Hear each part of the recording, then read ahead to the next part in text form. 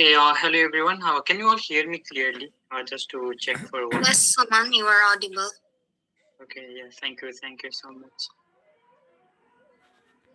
Okay, thank you everyone. And once again, I'm just Asia Pacific team welcomes you to continued learning and 2026. Recording in progress. As I have mentioned earlier, also in the chat box, so I have posted, so you can rename yourself in the chat box, or you can follow the pattern that I have posted in the chat box. You can just follow, which is displayed here also. So you put your name, dash, and then the country that you are from. Hope you are all doing well. So, International Movement of Catholic Students is the Catholic Tertiary Students Global Organizations. So we are working with 80 diverse national federations across the globe. And in terms of Asia Pacific, we are working closely with more than 25 countries. So IMC's Asia Pacific region was established in 1954 and currently combining 10 national full members and 15 contact groups. So we are in different regions, sub-regions, namely Asia, Southeast Asia, East Asia, and the Pacific. The motto that we are carrying out from the establishment is for the poor and the Mother Earth. So we are visioning to build a peaceful, just, inclusive, and cleaner world, organizing, giving the trainings, and mobilizing our tertiary students to use their education and learning to become global transformative leaders. There are certain values that we integrate in our programs and our engagement with the young students. So it's respect and integrity, trust and solidarity, diversity. As we are coming from different backgrounds, from different regions, so we also are open to accept the diversity that we have in the Asia Pacific region as well as other regions around the globe. So CLAP workshop, its continued learning and action program, was initiated during the time of COVID in 2019. So it has taught us that there is a greater impact in reaching out to our student leaders directly and in larger numbers. Secondly, this also gives us an opportunity for our students to engage and interact with other national movements in order to learn. When they learn, gain more understanding about issues of social justice, analyze their current context, examine their current approaches of social action, redefine their spirituality of action, and seek clarity for better action through virtual interaction and assistance of experts. So IMC's CLAP workshop is a series of 4 days virtual capacity building workshop conducted once a week, focusing on different thematic issues. And this time we are dealing with gender mainstreaming. CLAP workshop has various objectives, for instance, to deepen youth understanding of gender mainstreaming and importance. We're also trying to strengthen the safeguarding awareness and accountability in youth spaces in order to examine gender-based inequalities in leadership and decision-making. We are also emphasizing more on bringing series, more gender mainstreaming. And we also having this CLAP workshop to support participants in developing practical gender action plans. So this is the workshop schedule that we have for a few weeks upcoming. So the first session that we are having it today. So then in the following weeks, we will have 4 more sessions. The first session is on the foundation of gender and power. Second is on safeguarding and gender-based protection. Third is in women leadership and representation. Both will be dealing more about gender responsive programming and budgeting. And the last is a very important aspect of our workshop, which is we will be drafting our collective gender action plan. together with all the participants who will be joining us for different sessions in the upcoming days as well. So as usual, this workshop will be conducted from 6:30 to 8 p.m. Manila time. So these are certain formalities that we request all our participants to follow. Please log in 10 minutes before the session. So that means 6:20 in Manila time. Please mute yourself unless you are speaking. And then, as I have mentioned earlier, please rename yourself with your name and the country. While having the discussion, while having the workshop, we encourage all the participants and all the speakers also to speak slowly so that your voice will be clearer and people will get while you are talking. So you can also use the chat box for any questions or requests or any clarifications that you need from our speakers as well as all the participants. So chat box will be always available. So there might be certain technical issues which we request all our participants to be to be patient in case of any other technical issues that will occur during the time of the workshop. So there are certain other important informations that I would like to share with you before we start these sessions. So please do not share this link with other people without the prior permission from the Asia Pacific coordination team. So you can reach out to us if there are some other friends there who wants to be part of this workshop. The session room will be open at around 6 p.m. Manila time. So you can join from 6 to 6:30. It is a time that we will be checking the technical stuff and others. So, but you are all are requested to join before 6:30 because 6:30 we start the workshop. So participants need to turn on their cameras when requested. So if you are not comfortable with the camera, open, so you can just let us know so that we will keep it, flexible, and we can give you that liberty as well. So keep stationery, like especially book and pen, ready before every session if you want to take any notes. Of course, nowadays in digital time, like you can have your own iPad or whatever notebook that you want to have during the session. Please ensure that you have sufficient internet data for 90 minutes because of the session hour is for 90 minutes, and ensure that your computer, smartphone has sufficient power backup to the session. Smartphone, computer users kindly make use of power banks or plug-in chargers.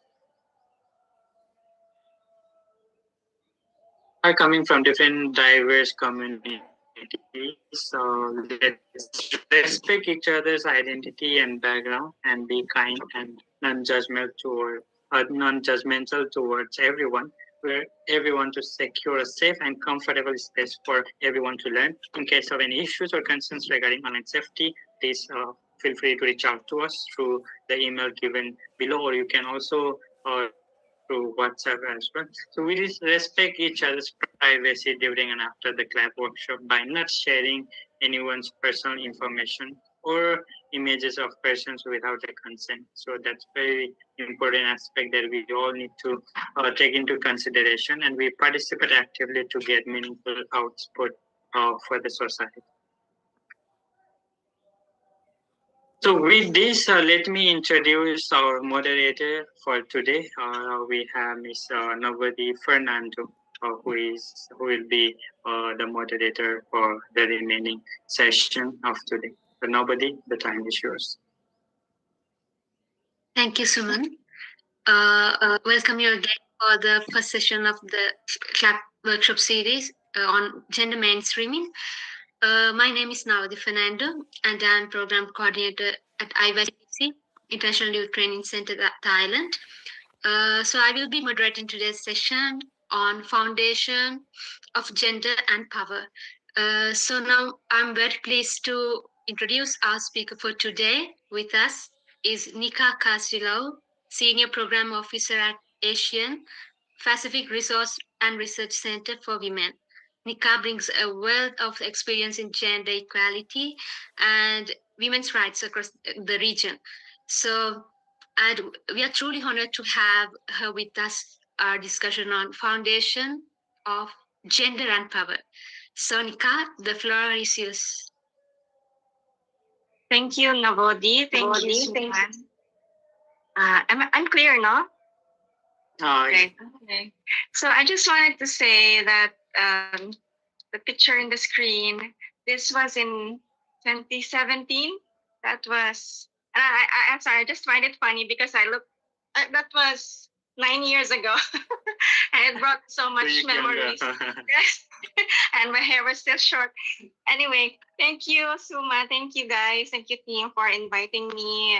It's nice to have a new set of people to interact with for this session. So, right. Can you show my deck, Suman, please? I think also Suman already gave you guys comprehensive housekeeping rules. So if you have any questions while having the conversation on my presentation, feel free to leave comments or raise your hands. Although I put some spaces where we can interact, no? So don't be shy. Okay, so also just to share something about myself. Yes, I'm the senior program officer at Arrow. I've been with Arrow for 2 years now, but I have been working in this field since 2010. No, I started working at a community-based organization in the Philippines on children and women's rights, and then later on, I was able to engage in UN processes and then regional international organizations. So that's my background. But academically, I'm actually a communications major. So I love writing, I love researching, I also do yoga, photography, and I love to read books. Right. Okay. I think my presentation is starting.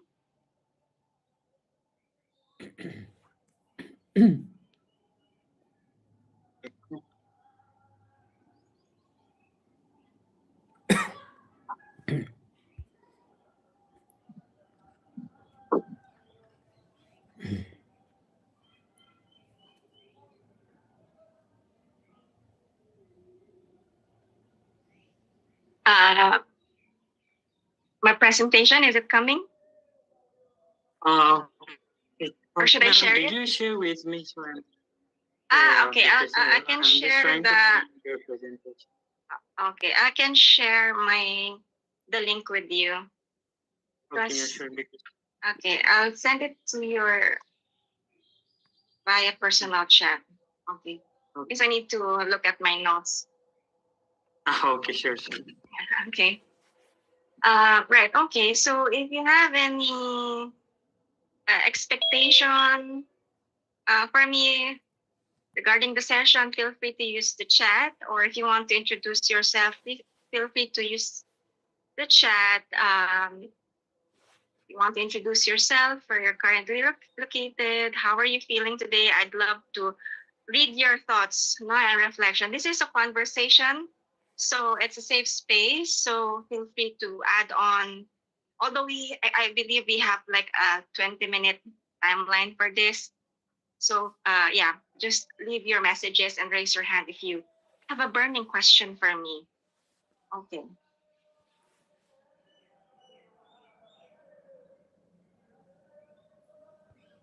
Okay, can you see the screen just to make sure that it's appearing?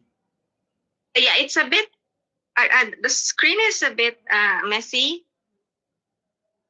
I think I can just share or right. Maybe I can just. Okay.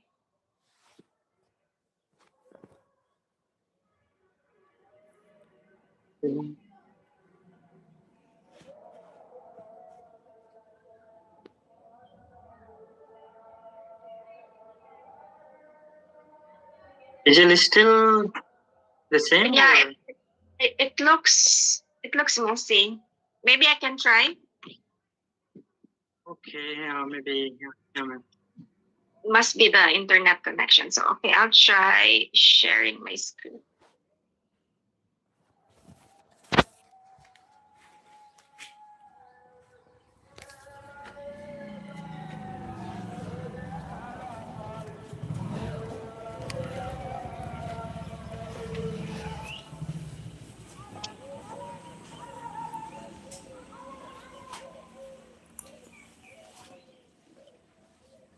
You guys can see my screen, no? Better?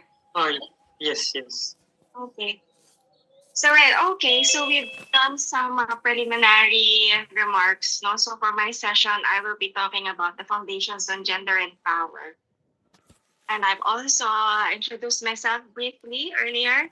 So yes, I co-lead Arrow's work on climate justice, sexual and reproductive health and rights, and their intersectionalities. So why are we going to talk about gender and power? No, why does it matter? No. So for this session, we wanted to, because this is basically a preliminary conversation. We'll try to we'll talk about the basics, the foundations. No, so we hope to unpack on gender and power. No, we wish to have some preliminary principles on who decides, who speaks, and who is heard. No, we wish to answer these questions towards the end of the session, or maybe towards the end of the workshop, no, the coming sessions, no.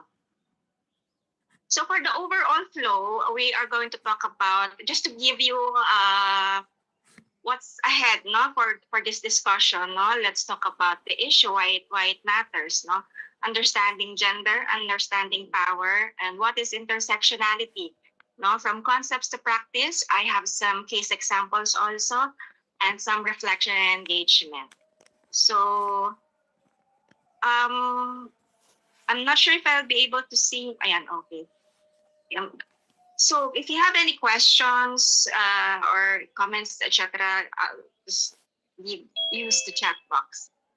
Okay, so gender. So on gender, power, and access. So when we talk about gender, there is a bigger context to it, which is power and access. No, gender shapes access to resources. So when we say resources, it's not only about money. It also talks about time, energy, no, opportunities, access to education, no, decision making. It's not just about money. It's not just funding. No, it basically the things, no, that help us come up with an informed decision, no, an informed decision on what to do with our lives, no, the choices that we make, no. So time, energy, health, those are resources, no. When we talk about gender, we don't simply talk about people profiles, no, numbers, no. When we're in the big when we're in a big meeting, or when we're in a conference, no, we don't simply look at the people who are invited. We don't simply look at the speakers, no, but we have to also think critically, no, who influences outcomes, no. One example would be, I'm not sure if you guys are have been invited to, or have able to participate in the COP processes. So COP is an annual global climate meeting where stakeholders, especially governments, decides on what to do with our planet. Basically, as you know, climate change, overheating, etc. That's the space where governments talk about how to stop the overheating. No, so in COP, climate COP, let's call it climate COP, because there's a lot of COPs. No, Conference of Parties, and also a Conference of Biodiversity on Plastic Treaty. So let's कल को call it भी climate कहाँ तो COP. नहीं गेलो So in climate COPs, there are so many representatives of civil society organizations, private sector, in marginalized communities. No, they said it's the most inclusive UN space. But at the end of the day, what happens? No, so when looking at gender, power, and access, we also have to look at who influences the outcome, whose voice, whose control is stronger. No, so we will dive into that as we go along.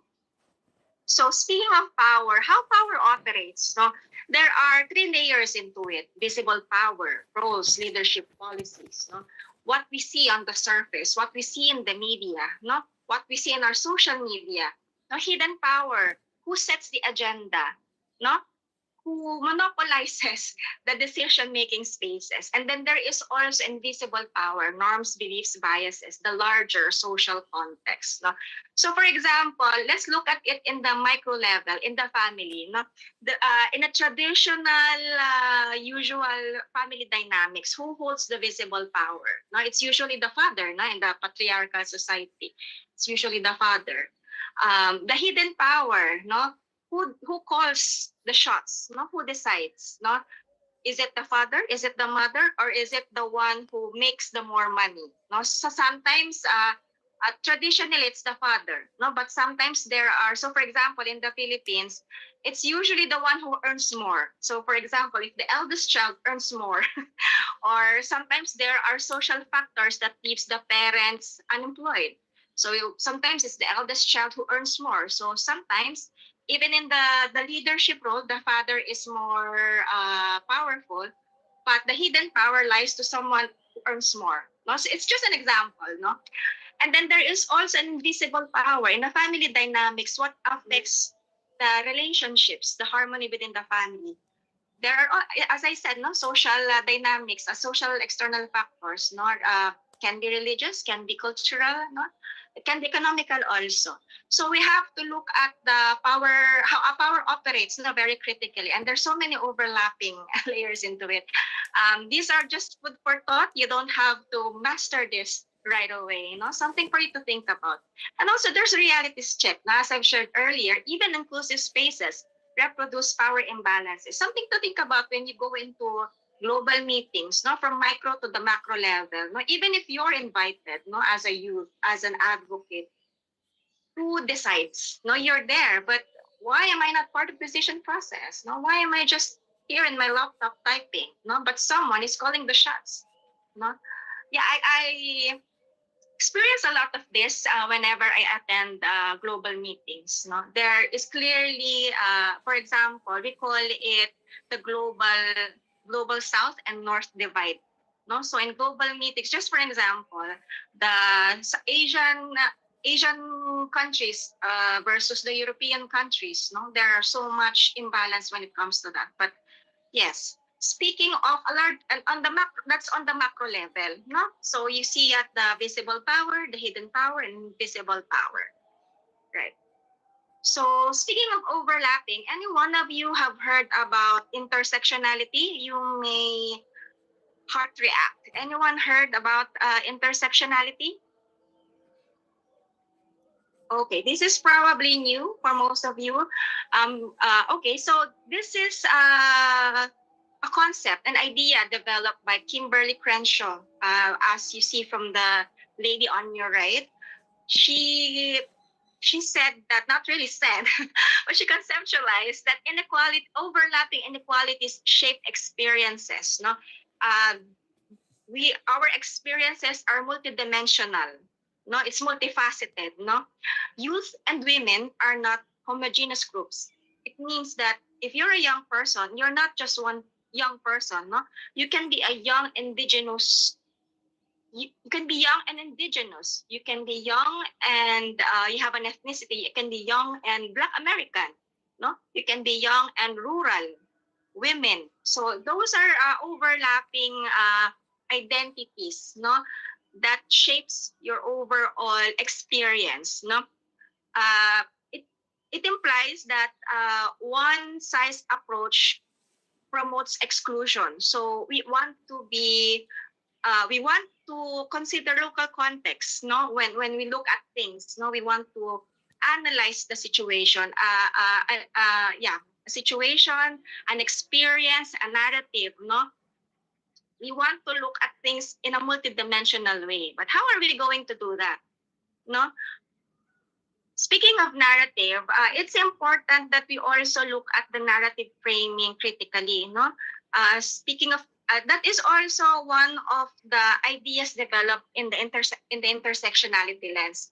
Now, if you're doing advocacy work, I'm sure you've heard all of these jargons. No, what does gender sensitive means? What does gender responsive means? No, what does gender transformative means? No, these are languages that that is used. No, when we're looking at things intersectionally, no? So, do you want to acknowledge the gender? Do you want gender responsive programs, or do you want to shift power? No, as I've said earlier, no, there are many layers, no, to power, no. So, looking at things critically, what do you want? Do you want gender sensitivity, gender responsiveness, or gender transformative? No, something to think about, no? Also ask yourself when doing advocacy work, campaigning, etc., even in communications, no? Intersectionality also answers the questions: who benefits, who is excluded, who decides. Now, these are very important questions that we ask, no? Am I clear so far? Any comments? Am I speaking too fast? Okay, are we good? Right. Okay, thank you. Okay, so I have a quick exercise for you. This is how we can help apply intersectionality. Okay, okay. Yeah, so I have this a scenario for all of you to think about. There, for example, climate resilience training is offered to young people in a community. And there are top 3 applicants, no? One is an urban university educated young woman. Another is a young person with disability, no? And then another is a young woman, young mother with caregiving responsibilities. So there are 3 top applicants, and only one will be accepted in the training, no? So using the intersectionality lens, no overlapping experiences, no overlapping identities, no? Let's answer the following questions. Who is most likely to participate? Who will be approved? Now, from the 3 applicants, who is most likely to be accepted in the training? Anyone?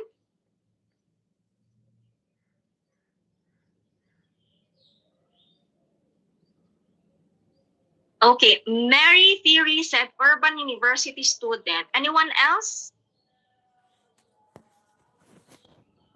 Okay, Ariane agrees. No, she has the same answer. Anyone else?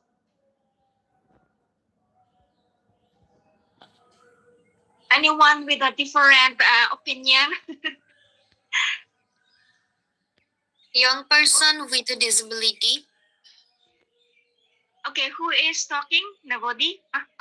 This is Gloria. Gloria. Okay. We have 5 scores for the urban university student, young woman, and then 1 score for young person with a disability, right? So we go to another question, no? Who might face barriers and why? Anyone? You can open your mic or you can use the chat box. People with who might face barrier, who will face difficulty, no? People, okay. Okay, yeah, who will face barriers or challenges? Mary Theory said person with disability. Anyone else? Disability and urban women? Age? Okay. That can also be a factor, no? Age, who is the youngest, who is the oldest, no? From the applicants who might face difficulty. Right. Person with disability. Okay. So the third question is, who do you think who will decide on who will attend the training? Now, this is not from the choices that we have on number 2, but who do you think will decide? Third question, who will decide on who will attend the training? Just a guess.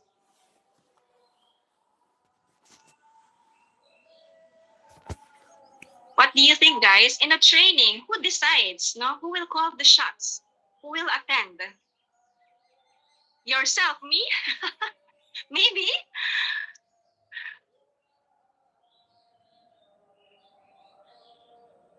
Okay, I'm on to the third organizers. Yes. Who? Anyone else? Who will call the shots? Who will decide on the participant? Suman said organizers. Good answer. Anyone else?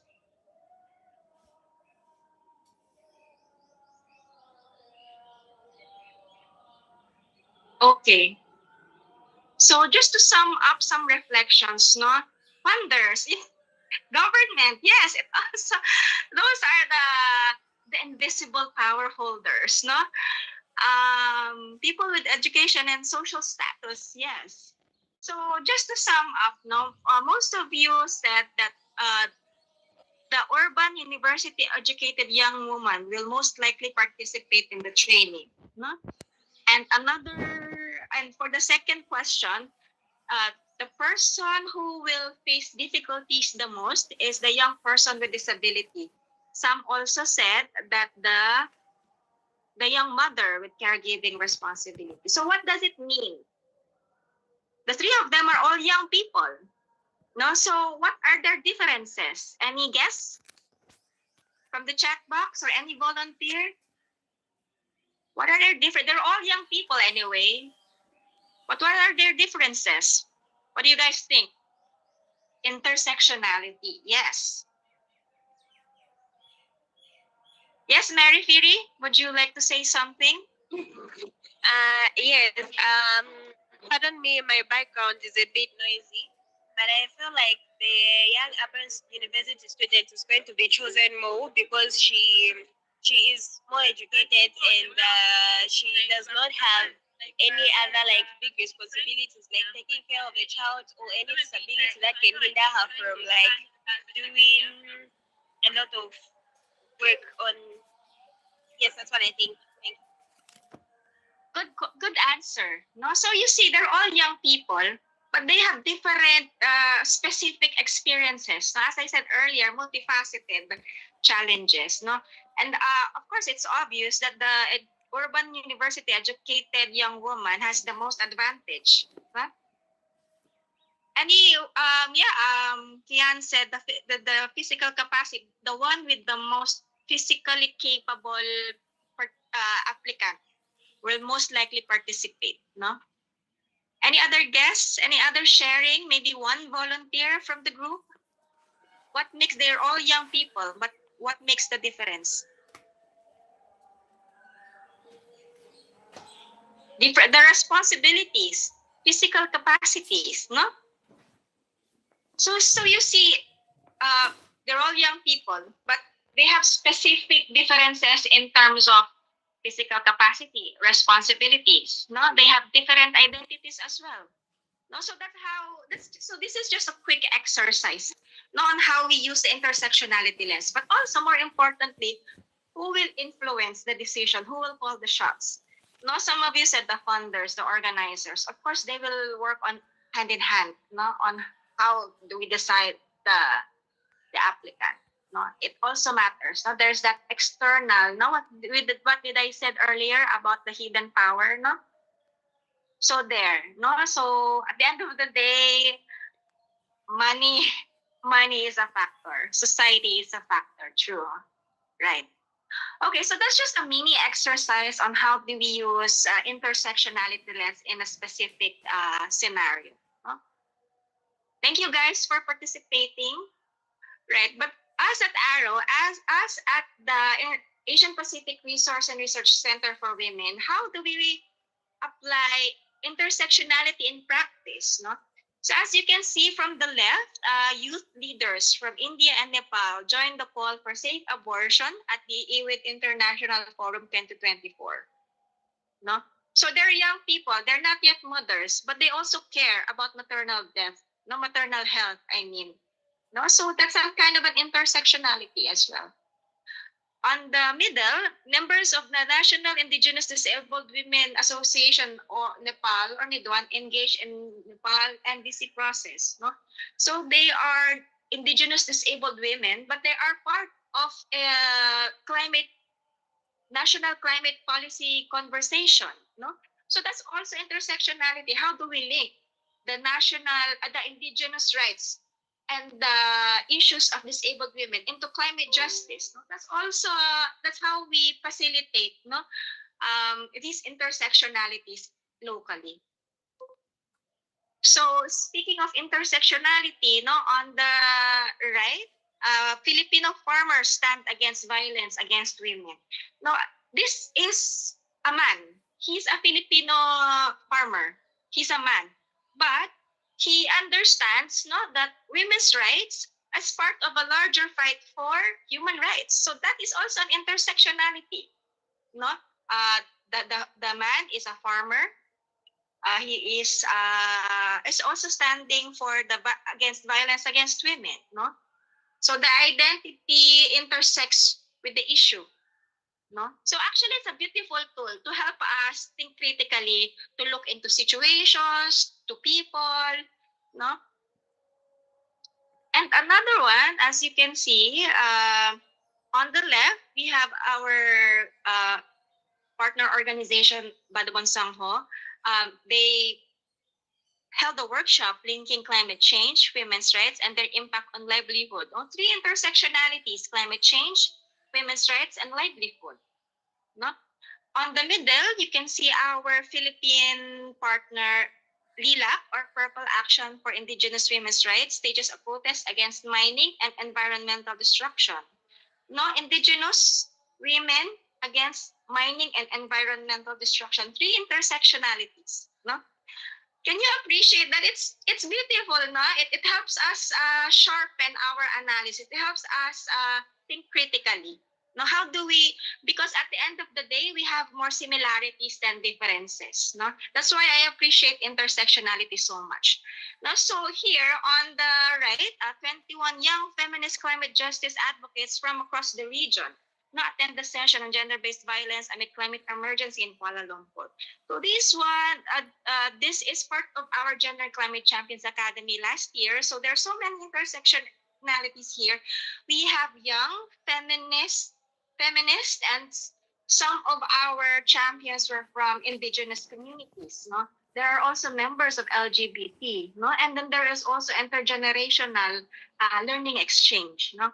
So that's how we connect our intersectionalities. No, not just identities, but also issues. No? Right. So this is how I close my session. No? Ideally, I would, give you some ideas. What's the recommendation? What's the call to action? But I would like to hold this space for all of you. No? Reflect on something. Where are you still holding power in your work? No? Where are you anchored? No? What motivates you? What energizes you? No? And from that energy, from that motivation, what is one step you can take to shift it? Where do you want to take this energy, this motivation? Where are you heading? No? So we can think about it for 1 or 2 minutes, a time to reflect, or if you have any initial ideas already, feel free to share.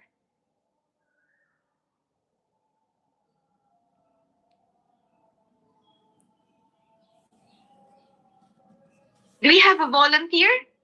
So maybe I can start. I can start my sharing.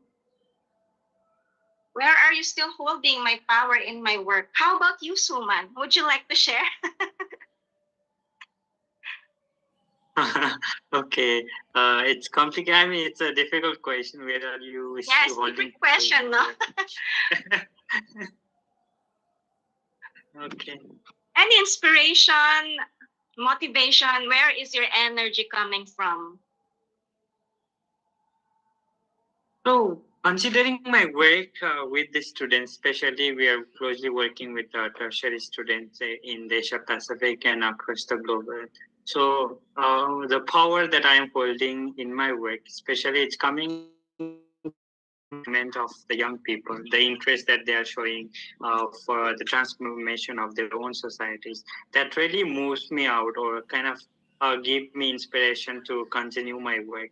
Because at the moment we can see that the young generations are the leading factors in terms of social movements, and then we also can see young people moving ahead in terms of like bringing changes in their own societies. I think that's one of the factors that really moves me to, move ahead, carrying out my work in the Asia Pacific region, because they are giving me the energy. I can be really hopeful for my work as well. So yeah, I really see the energy in the young generations. Right. I totally agree with you. No, that's also where I get my energy from. Having conversations like this with young people, but also seasoned activists as well. No, right. And anyone else who would like to share maybe one? I know it's a difficult question, no, but maybe something that you wanted to think about after the session or for the sessions to come. No, so for me, I just wanted to share. Oh, okay, Mary, please go ahead. Yes. Okay, thank you. I think where I'm still holding power in my work is in my national movements as an ambassador for all Catholic students here in Zambia. Like it's a big responsibility. Me being an ambassador, I feel like whatever I say is heard, especially now that I'm even a trained advocate and everything like that. So I still have that power and voice to like influence the young intellectuals here in Zambia. Yes, thank you.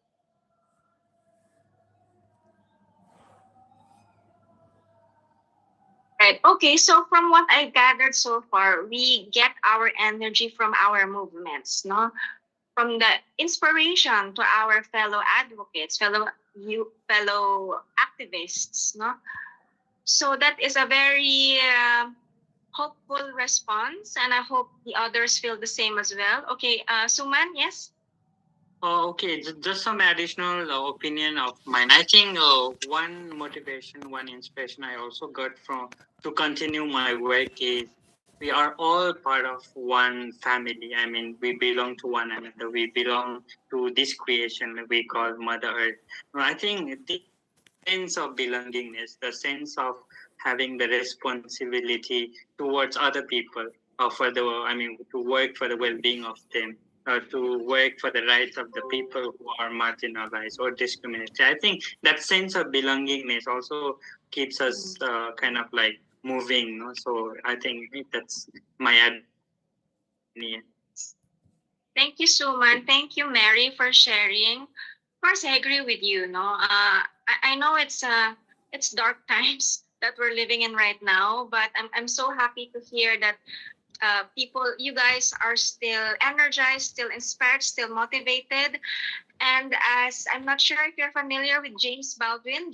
James Baldwin is a Black American civil rights leader. He is also a writer. He said that hopelessness does not sue us, and we owe it to our children. I will read this message from Shivanti from Sri Lanka. I am working in organization and HR department. When I work, I want to do it in an equitable manner and no special treatment, even how much return they will give to me. No matter what return, I just want to work in fairness and treat employees fairly, no matter what decision or position. Same process to everyone. Yes, of course. And that also is something very intersectional. What Mary and Suman and Shivanti said is also an example of intersectionality. No, we have more similarities actually than differences. It's multifaceted. Our experiences are different. No, but we have still similarities. No, as Suman said, we belong in one earth, and we're heading towards the same future. No, and we are building it together. So if you want to continue the conversation, I invite you have my email address and Arrow's website. We have some opportunities for young people in the coming months. So there's an option to sign up to our listserv there. And also you can follow our socials for any announcements, webinars, fellowships, etc. Yes, so any questions so far? That ends my presentation on gender and power. I hope you learned something, but judging from our quick exercise, and I think you did, no? Yeah, Navodi. Yes, thank you so much, Nika Castillo, for your wonderful presentation. And it's really impactful and descriptive. Personally, I learned a lot about gender and power, especially I like very much about the concept of intersectionality. For me, it's the first time, and I had that kind of explanation and knowledge on on that topic. So thank you so much again for joining us today. So we have few minutes for the participants. You can have, if you have any questions, you can send in the chat box, as well as you can unmute yourself and present your question.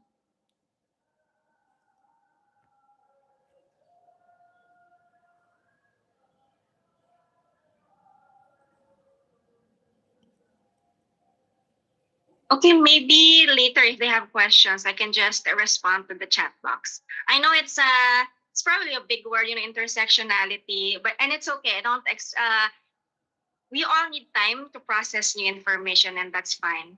So you have my email address, guys, and you have our website. If you want to continue the conversation, I will be staying here for another hour or so. So just let me know. Thank you. Thank you, everyone. Okay, thank you so much again. So let's go to the next part of the session.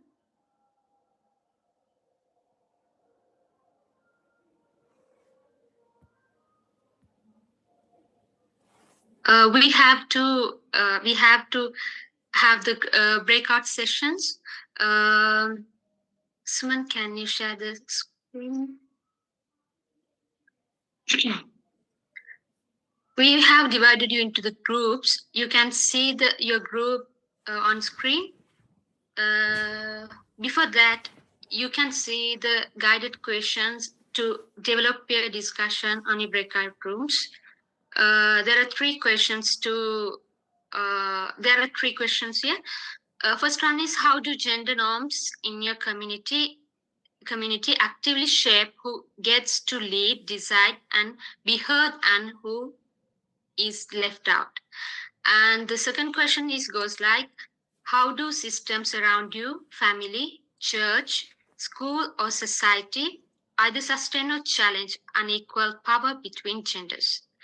The third question is, what concrete steps you can take starting now to shift power toward greater gender equality in our spaces? So these are the guiding three questions you have to follow in your discussions in your groups.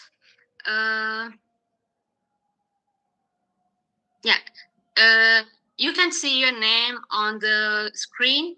Please find your name, and later you will be on the breakout rooms and start your discussions. And I'd like to invite for the each group moderators for develop your discussion in your breakout rooms.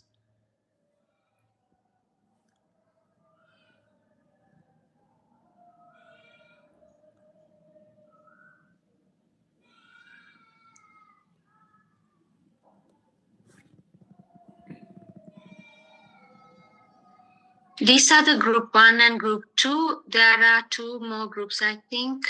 Maybe you will be surely from group number 3 or 4.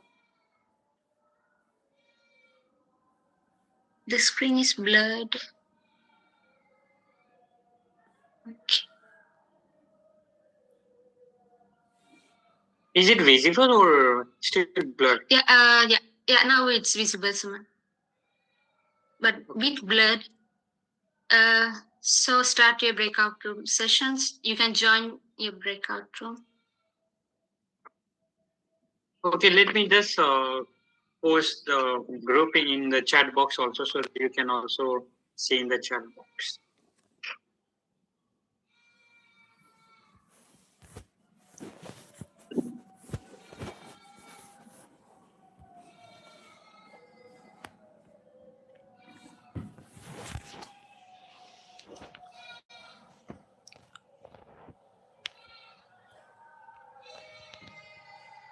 You will be having 20 to 25 minutes for the discussions.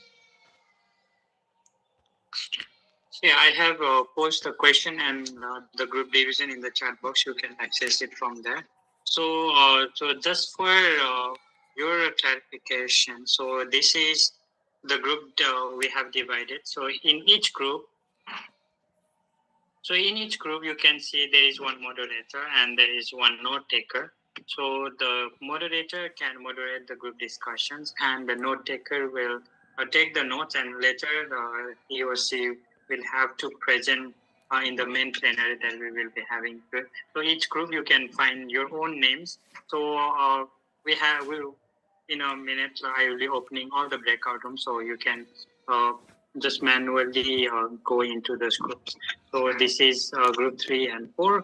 So for group 3, we have Sivanti and Vagya as the lead for the group, and then we have a few more people in group 4 as well. So please take few more time to just find out where you belong, and then I'll be opening the group for you, the breakout room.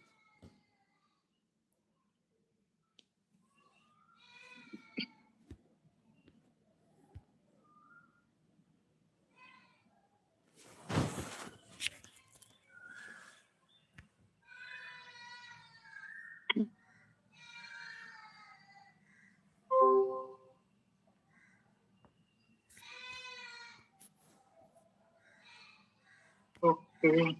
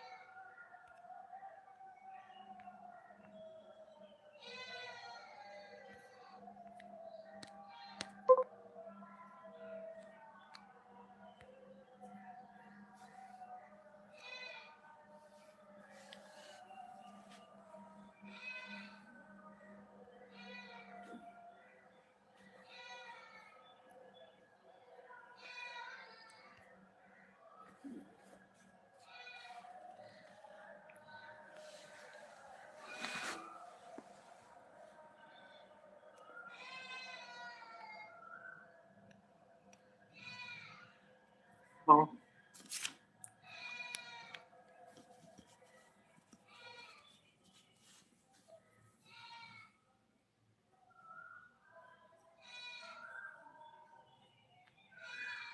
Mr. Shant, once you break queue to your group, it will show on your screen. You can join. Still, you have not break out your rooms.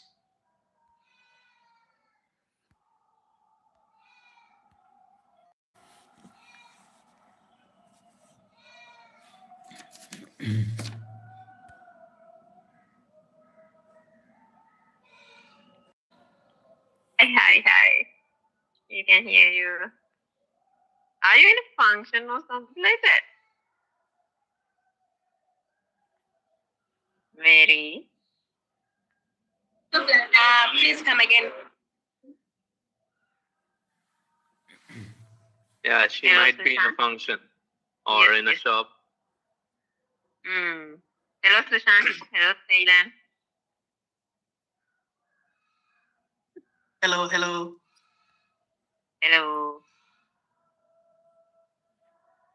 Wait a minute, I need to take the note.